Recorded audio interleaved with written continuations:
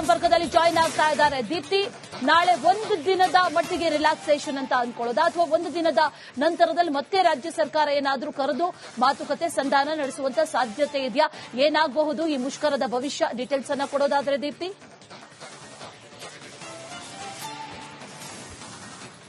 ಅಶ್ವಿನಿ, ಈಗಾಗಲೇ 2-3 ವಾರಗಳಿಂದನೂ ಕೂಡ ಸರ್ಕಾರಕ್ಕೆ ಎಚ್ಚರಿಕೆಯನ್ನ ಕೊಟ್ಟಂತಹ ಸಾರಿಗೆ ಸಂಘಟನೆಗಳು ನಾವು ಮುಷ್ಕರವನ್ನ ಮಾಡಿಯೇ ತೀರ್ತೀವಿ, ಅದರ ಮುಂಚೆ ಏನಾದರೂ ಮಾತುಕತೆ ಸಫಲ ಆದ್ರೆ ಮಾತ್ರ ನಾವು ಮುಷ್ಕರವನ್ನ ಕೈ ಬಿಡ್ತೀವಿ ಅಂತ ಹೇಳಿ ಎಚ್ಚರಿಕೆಯನ್ನ ಕೊಟ್ಟಿತ್ತು. ಆದ್ರೆ ಇಲ್ಲಿ ತನಕ ಕಾದು ನೋಡಿದಂತಹ ಸಿಎಂ ಜೊತೆಗೆ ಸರ್ಕಾರ ಇವತ್ತು ಸಭೆಯನ್ನ ನಡೆಸಿದ್ದಾರೆ, ಅದು ಕೂಡ ವಿಫಲ ಆಗಿದೆ ಅನ್ನೋದು ಗೊತ್ತಾಗ್ತಾ ಇದೆ. ಜೊತೆಗೆ ಹೈಕೋರ್ಟ್ನಲ್ಲಿ ಸೂಚನೆಯನ್ನ ಕೊಟ್ಟಿರುವಂತಹ ಬೆನ್ನಲ್ಲೇ ಸಾರ್ವಜನಿಕರಿಗಾಗಿ ಒಂದು ದಿನದ ಮಟ್ಟಿಗೆ ಕಾಯಿರಿ ಅಂತ. ಹೀಗಾಗಿ ನಾಳೆ ನಡೀಬೇಕಾಗಿದ್ದಂತಹ ಸಾರಿಗೆ ಮುಷ್ಕರವನ್ನ ಕೈಬಿಟ್ಟಂತಹ ಸಾರಿಗೆ ಸಂಘಟನೆಗಳು ನಾಡಿದ್ದು ಅಂದ್ರೆ 6ನೇ ತಾರೀಕು ಮಾಡಬೇಕು ಅಂತ ಹೇಳಿ ಈಗಾಗಲೇ ನಿರ್ಧಾರವನ್ನ ಮಾಡಿದೆ. ಕೆಲವೇ ಹೊತ್ತಿನಲ್ಲಿ ಸಾರಿಗೆ ಸಂಘಟನೆಗಳ ಒಂದು ಸಭೆ ಕೂಡ ನಡೀಲಿಕ್ಕಿದೆ. ಪ್ರಮುಖವಾಗಿ ಬೇಡಿಕೆ ಏನು ಅಂತ ಹೇಳಿದ್ರೆ 28 ತಿಂಗಳ ಬಾಕಿ ವೇತನ, 38 ತಿಂಗಳ ಬಾಕಿ ವೇತನವನ್ನು ಉಳಿಸಿಕೊಂಡಿರುವಂತದ್ದು, ವೇತನ ಪರಿಷ್ಕರಣೆಯನ್ನ ಮಾಡಲೇ ಇಲ್ಲ.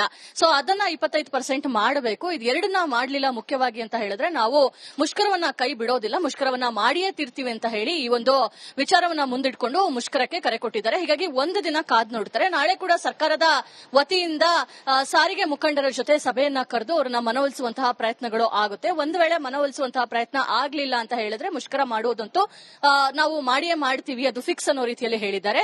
ಅಂದ್ರೆ ಕಳೆದ ಬಾರಿ ಏನಾಗಿತ್ತು ಅಂತ ಹೇಳಿದ್ರೆ ಸಿಎಂ ಕರೆದಿದ್ರು, ಮನವೊಲಿಸಿದ್ರು, ನಂತರ ಮಾಡ್ತೀವಿ ಅಂತ ಭರವಸೆನ ಕೊಟ್ಟಿದ್ರು, ಆದ್ರೆ ಭರವಸೆ ಈಡೇರಲಿಲ್ಲ. ಹೀಗಾಗಿ ಈ ಬಾರಿ ನನಗೆ ಎಸ್ಮಾ ಜಾರಿ ಮಾಡಿದ್ರು ಕೂಡ ನಾವು ಕ್ಯಾರೆ ಮಾಡೋದಿಲ್ಲ, ನಾವು ಕೆಲಸವನ್ನ ಮಾಡಿಯೇ ತೀರ್ತೀವಿ ಅಂತ. ಇನ್ನು 2021ರಲ್ಲೂ ಕೂಡ ಒಟ್ಟು 17 ದಿನಗಳ ಕಾಲ ಸಾರಿಗೆ ಮುಷ್ಕರವನ್ನ ಮಾಡಿತ್ತು. ಎಷ್ಟು ದೊಡ್ಡ ಹಿಟ್ ಆಗಿತ್ತು ಅಂತ ಹೇಳಿದ್ರೆ ಸಾರ್ವಜನಿಕರು ಒಂದ್ ರೀತಿಯಲ್ಲಿ ನೊಂದು ಬೆಂದು ಹೋಗಿದ್ರು, ಓಡಾಡೋದಕ್ಕಾಗ್ತಾ ಇರಲಿಲ್ಲ, ಆಟೋಗಳ ದರ ಹೆಚ್ಚಳ ಆಗಿತ್ತು, ಏನ್ ಮಾಡೋದು, ಕಚೇರಿಗೆ ಶಾಲೆಗೆ ಹೇಗೆ ಹೋಗೋದು ಅಂತ ಹೇಳಿ ಅಳಲನ್ನ ತೊಡ್ಕೊಂಡಿದ್ರು. ಈಗ ಅದೇ ರೀತಿಯ ವ್ಯವಸ್ಥೆ ಆದ್ರೆ ಅದಕ್ಕೆ ನೇರ ಕಾರಣ ಸರ್ಕಾರ ಅಂತ ಹೇಳಿ ಕೂಡ ಸಾರಿಗೆ ಮುಖಂಡರು ಎಚ್ಚರಿಕೆಯನ್ನ ಕೊಟ್ಟಿದ್ದಾರೆ. ಇನ್ನು ನಿತ್ಯ ಬೆಂಗಳೂರಿನಲ್ಲಿ 6900 ಬಿಎಂಟಿಸಿ ಬಸ್ಗಳಿದೆ. ಇದರಿಂದ 43 ಲಕ್ಷ ಪ್ರಯಾಣಿಕರು ಬೆಂಗಳೂರಿನಲ್ಲಿ ಸಂಚಾರವನ್ನ ಮಾಡಿದ್ದಾರೆ. ಯಾಕಂದ್ರೆ middle class, lower middle class ನಂಬ್ಕೊಂಡಿರುವಂತದ್ದೇ ಬಿಎಂಟಿಸಿ ಬಸ್ಗಳನ್ನ, ಇದಕ್ಕೆ ಜೀವನಾಡಿ ಅಂತಾನೆ ನಾವು ಕರಿತೀವಿ. ಸೊ ಒಂದು ವೇಳೆ 6900 ಬಸ್ಗಳು ಏಕಕಾಲಕ್ಕೆ ನಿಂತ್ರೆ, ಯಾಕಂದ್ರೆ ನೋ ವರ್ಕ್ ನೋ ಬೇಡಿಕೆ ನೋ ವರ್ಕ್ ಅನ್ನೋ ಒಂದು ಥೀಮ್ ಅನ್ನ ಹಿಡ್ಕೊಂಡು ಇವರೊಂದು ಪ್ರೊಟೆಸ್ಟ್ಗೆ ಮುಷ್ಕರಕ್ಕೆ ಮುಂದಾಗ್ತಿರುವಂತದ್ದು. ಹೀಗಾಗಿ ಯಾರು ಕೂಡ ಮನೆಯಿಂದ ಹೊರಗೆ ಬರೋದಿಲ್ಲ. ಈ ಸತಿ ಬೀದಿಗೆ ಇಳಿದು ಇವರೆಲ್ಲ ಮುಷ್ಕರವನ್ನ ಮಾಡ್ತಾ ಇಲ್ಲ, ಮನೆಯಲ್ಲೇ ಕೂತ್ಕೊಂಡು ಸೈಲೆಂಟ್ ಪ್ರೊಟೆಸ್ಟ್ ಮಾಡೋ ಮೂಲಕ ಸರ್ಕಾರಕ್ಕೆ ಬಿಸಿ ಮುಟ್ಟಿಸಬೇಕು ಅಂತ ಹೇಳಿ ತೀರ್ಮಾನವನ್ನ ಮಾಡಿದ್ದಾರೆ. ಹೀಗಾಗಿ ಒಂದು ವೇಳೆ ಅವರೆಲ್ಲರೂ ಕೂಡ ಮನೆಯಲ್ಲೇ ಕೂತ್ರೆ ಬಸ್ ಓಡ್ಲಾಳಿಲ್ಲ ಅಂತ ಹೇಳಿದ್ರೆ ಸರಾಸರಿ 43 ಲಕ್ಷದಷ್ಟು ಪ್ರಯಾಣಿಕರು ಈ ತೊಂದರೆಯನ್ನ ಅನುಭವಿಸ್ತಾರೆ. ಇದರ ನೇರ ಎಫೆಕ್ಟ್ ಸರ್ಕಾರಕ್ಕೆ ಬೀಳುತ್ತೆ. ಆದ್ರೆ ಮತ್ತೊಂದು ಕಡೆ ಸರ್ಕಾರ ಪ್ಲಾನ್ ಬಿ ಅನ್ನ ಕೂಡ ಮಾಡಿಕೊಂಡಿದೆ. ಒಂದು ಎಲೆಕ್ಟ್ರಿಕ್ ಬಸ್ಗಳನ್ನ ಓಡಾಡಿಸುವಂತದ್ದು, ಜೊತೆಗೆ ಮತ್ತೊಂದು ಕಡೆ ಖಾಸಗಿ ಬಸ್ಗಳ ಜೊತೆ ಮಾತಾಡಿ ಅದನ್ನ ಮಾಡಿಸಬೇಕು ಅಂತನೋ. ಆದ್ರೆ ಅದು ಯಾವುದು ಕೂಡ ವರ್ಕೌಟ್ ಆಗೋದಿಲ್ಲ. ಎಲ್ಲರೂ ಕೂಡ ನಂಬ್ಕೊಂಡಿರುವಂತದ್ದು ಬಿಎಂಟಿಸಿ, ಕೆಎಸ್ಆರ್ಟಿಸಿ ಬಸ್ಗಳನ್ನ. ಸೊ ಯಾವ ರೀತಿಯಾಗಿ ಸರ್ಕಾರ, ಸಾರಿಗೆ ಸಚಿವರು ಇದನ್ನ ಮಾಡ್ತಾರೆ ಅಂತ ಹೇಳಿ, ಜೊತೆಗೆ ನ್ಯಾಯಯುತವಾದಂತಹ ಬೇಡಿಕೆಗಳನ್ನ ಮುಂದಿಟ್ಕೊಂಡು ಇವರು ಮುಷ್ಕರವನ್ನ ಮಾಡ್ತಾ ಇರುವಂತದ್ದು. ಈಗಾಗಲೇ 4-5 ವರ್ಷಗಳ ಕಾಲ ಟೈಮ್ ಅನ್ನ ಕೂಡ ಕೊಡಲಾಗಿದೆ. ಇಷ್ಟಾದ್ರೂ ಕೂಡ ಸರ್ಕಾರ ಒಪ್ಲಿಲ್ಲ ಅಂತ ಹೇಳಿದ್ರೆ ನಾವು ಮುಷ್ಕರವನ್ನ ಕೈ ಬಿಡೋದಿಲ್ಲ ಅಂತ ಹೇಳಿದ್ದಾರೆ. ಇವತ್ತೇನಾದ್ರೂ ಶಕ್ತಿ ಯೋಜನೆ ತುಂಬಾ ಸಕ್ಸಸ್ ಆಗಿದೆ ಅಂತ ಹೇಳಿದ್ರೆ ಅದು ಕಾರಣ ಅಂತ ಹೇಳಿದ್ರೆ ಬಿಎಂಟಿಸಿ, ಕೆಎಸ್ಆರ್ಟಿಸಿಯ ಸಾರಿಗೆ ನೌಕರರು ಪ್ರತಿನಿತ್ಯ ಕಷ್ಟಪಟ್ಟು ಅವರು ಈ ಯೋಜನೆಯನ್ನ ಸಕ್ಸಸ್ ಮಾಡಿದ್ದಾರೆ. ಯಾವುದೇ ಒಂದು ಬೇಜಾರು ಇಲ್ಲದೆ ಕೆಲಸವನ್ನ ಮಾಡ್ತಾ ಇದ್ದಾರೆ. ಇಂಥವರ ಒಂದು ನ್ಯಾಯಯುತವಾದಂತಹ ಬೇಡಿಕೆಯನ್ನ ಈಡೇರಿಸುವಂತದ್ದು ಸರ್ಕಾರದ ಜವಾಬ್ದಾರಿ. ಹೀಗಾಗಿ ಸರ್ಕಾರ ಏನ್ ಮಾಡುತ್ತೆ ಅನ್ನೋದು ಈಗ ಒಂದ್ ರೀತಿಯ ಯಕ್ಷ ಪ್ರಶ್ನೆಯಾಗಿ ಕಾಡ್ತಾ ಇದೆ. ಮತ್ತೊಂದ್ ಕಡೆ ಇನ್ನು ಕೆಲವೇ ಹೊತ್ತಿನಲ್ಲಿ ಸಾರಿಗೆ ಮುಖಂಡ ಅನಂತ್ ಸುಬ್ಬರಾವ್ ಅವರ ನೇತೃತ್ವದಲ್ಲಿ ಸಭೆ ಕೂಡ ನಡೆಯಲಿಕ್ಕಿದೆ ಮುಷ್ಕರದ ವಿಚಾರವಾಗಿ. Ashwini, all right Deepti, thank you ಡೀಟೇಲ್ಸ್ಗೆ. ಸಂಪರ್ಕದಲ್ಲಿ ಜಾಯಿನ್ ಆಗ್ತಾ ಇದ್ದಾರೆ ದೀಪ್ತಿ. ನಾಳೆ ಒಂದು ದಿನದ ಮಟ್ಟಿಗೆ ರಿಲ್ಯಾಕ್ಸೇಷನ್ ಅಂತ ಅನ್ಕೊಳ್ಳೋದಾ ಅಥವಾ ಒಂದು ದಿನದ ನಂತರದಲ್ಲಿ ಮತ್ತೆ ರಾಜ್ಯ ಸರ್ಕಾರ ಏನಾದರೂ ಕರೆದು ಮಾತುಕತೆ ಸಂಧಾನ ನಡೆಸುವಂತ ಸಾಧ್ಯತೆ ಇದೆಯಾ? ಏನಾಗಬಹುದು ಈ ಮುಷ್ಕರದ ಭವಿಷ್ಯ? ಡೀಟೇಲ್ಸ್ ಅನ್ನ ಕೊಡೋದಾದ್ರೆ ದೀಪ್ತಿ.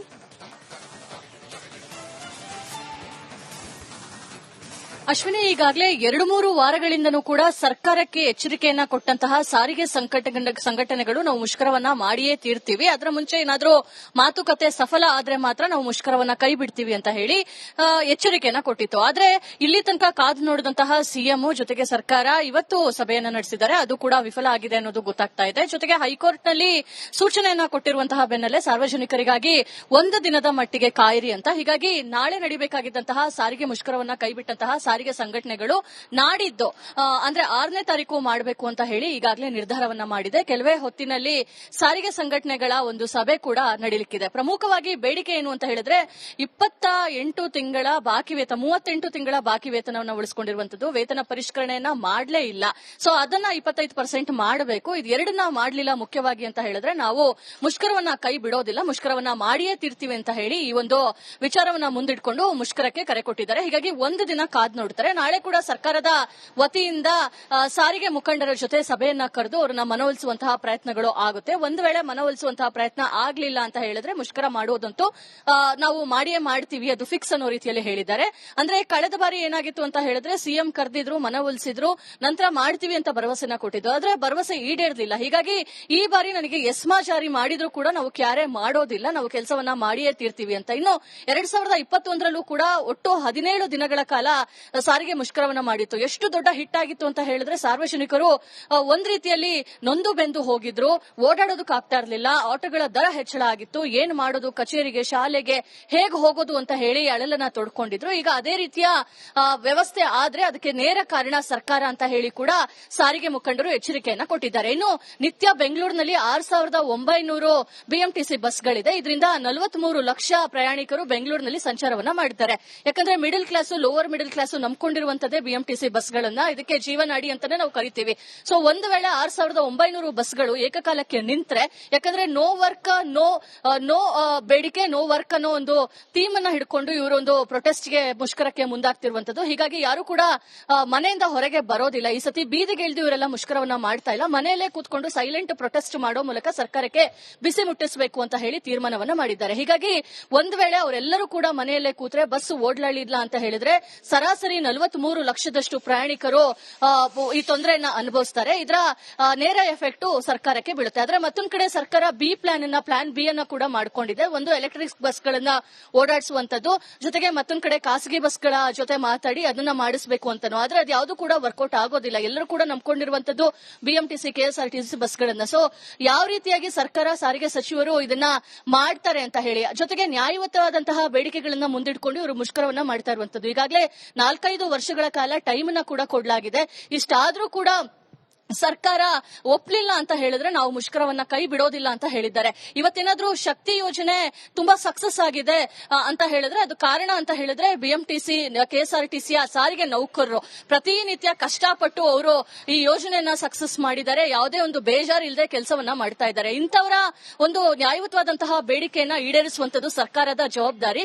ಹೀಗಾಗಿ ಸರ್ಕಾರ ಏನ್ ಮಾಡುತ್ತೆ ಅನ್ನೋದು ಈಗ ಒಂದು ರೀತಿಯ ಯಕ್ಷ ಪ್ರಶ್ನೆಯಾಗಿ ಕಾಡ್ತಾ ಇದೆ. ಮತ್ತೊಂದು ಕಡೆ ಇನ್ನು ಕೆಲವೇ ಹೊತ್ತಿನಲ್ಲಿ ಸಾರಿಗೆ ಮುಖಂಡ ಅನಂತ್ ಸುಬ್ಬರಾವ್ ಅವರ ನೇತೃತ್ವದಲ್ಲಿ ಸಭೆ ಕೂಡ ನಡೆಯಲಿಕ್ಕಿದೆ ಮುಷ್ಕರದ ವಿಚಾರವಾಗಿ. Ashwini. All right Deepti, thank you ಡೀಟೇಲ್ಸ್ಗೆ.